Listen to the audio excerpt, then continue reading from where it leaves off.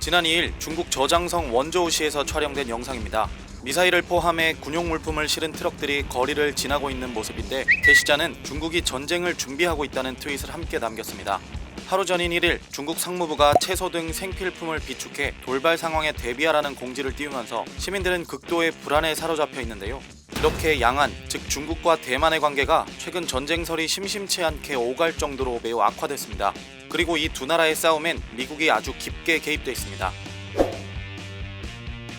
중국과 대만은 우리나라와 북한처럼 같은 민족이지만 이념 대립으로 분리된 국가입니다. 양국 모두 헌법상에 자신이 유일한 중국의 합법 정부라고 명시하고 있죠. 1992년 하나의 중국을 합의한 9.2 공식에 따라 중국은 대만을 특별자치구, 즉 행정구역 중 하나로 분류하고 절대 국가로 인정하지 않습니다. 시진핑 중국 국가주석은 올해 들어 대만 통일은 역사적 과업이라고 강조하는 등 야욕을 드러내고 있는데요. 이 때문에 대만 내부에서는 중국과 실제 전쟁이 발발할 수 있다는 우려가 지속적으로 나오고 있습니다. 홍콩의 중국 정치 전문가 순자예는 지난 5월 기고문에서 중국이 인민해방군 건군 100주년을 맞는 2027년을 목표로 대만 침공을 준비하고 있다고 진단하기도 했습니다. 하지만 대만도 완강합니다. 현재 대만이 누리고 있는 민주주의 체제와 국민의 주권을 빼앗지 말라고 반발하며 중국에 고분고분 흡수될 생각이 없다는 뜻을 분명히 하고 있죠.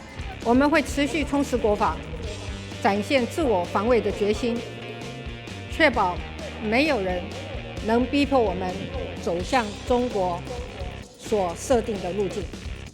세계 패권을 놓고 중국과 사사건건 부딪히는 미국이 이런 상황을 두고 볼 리 없습니다. 대놓고 대만 편을 들기 시작하면서 갈등은 더욱 커졌는데요.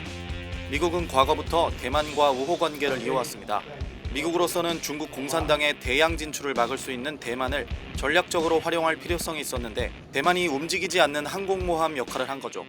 1997년 중국과 공식적인 외교 관계를 맺으면서 하나의 중국 원칙에 따라 대만과 단교하고 주둔군도 철수했지만 대만 관계법을 제정해 대만의 자기방어 수단을 제공하고 유사시 대만을 군사적으로 지원할 근거를 남겨뒀습니다.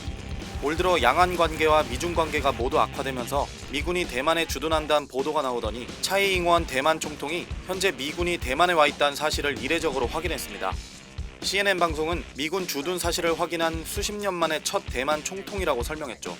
중국은 지난달 22일 외교부 대변인을 통해 미국이 하나의 중국 원칙을 준수해야 한다며 대만에 잘못된 신호를 보내는 걸 자제해야 대만 해협의 평화를 해치지 않을 수 있다는 협박성 성명을 냈습니다. 이런 가운데 중국 정부가 지난 1일 가정에서 필요에 따라 일정량의 식료품 등 생필품을 비축해 돌발 상황에 대비할 것을 장려한다는 내용의 고시를 발표하자 다음날 중국 웨이보의 검색 트렌드 1위를 차지했고 일부 지역에선 불안감에 사재기를 하는 시민들도 나타났습니다. 중국 관영 매체 환구시보의 편집인이 나서 원래 의도는 다가올 겨울과 코로나19로 인한 공급 부족을 견디기 위해 상비력을 강화하는 것이라며 진화에 나섰는데요. 오히려 지난 9월 산둥성 진안시에서 제공한 담요, 비상약품, 밧줄 등이 담긴 전쟁 대비용 민방위 가방 사진이 덩달아 화제가 될 만큼 전쟁설에 대한 우려는 커지고 있는 상황입니다.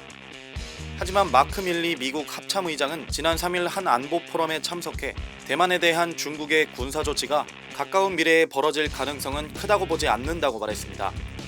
로이드 오스틴 국방부 장관도 지난달 성명을 통해 아무도 양안 충돌을 보고 싶어하지 않는다면서 하나의 중국을 인정한다며 상황을 진정시키는 모양새입니다. 하지만 미중 관계가 최악으로 치닫고 있는 가운데 미국이 대만을 도우며 중국의 심기를 건드리고 시진핑 주석의 대만 통일 의지도 강한 만큼 대만 해협의 긴장은 앞으로 더 악화될 가능성이 커 보입니다.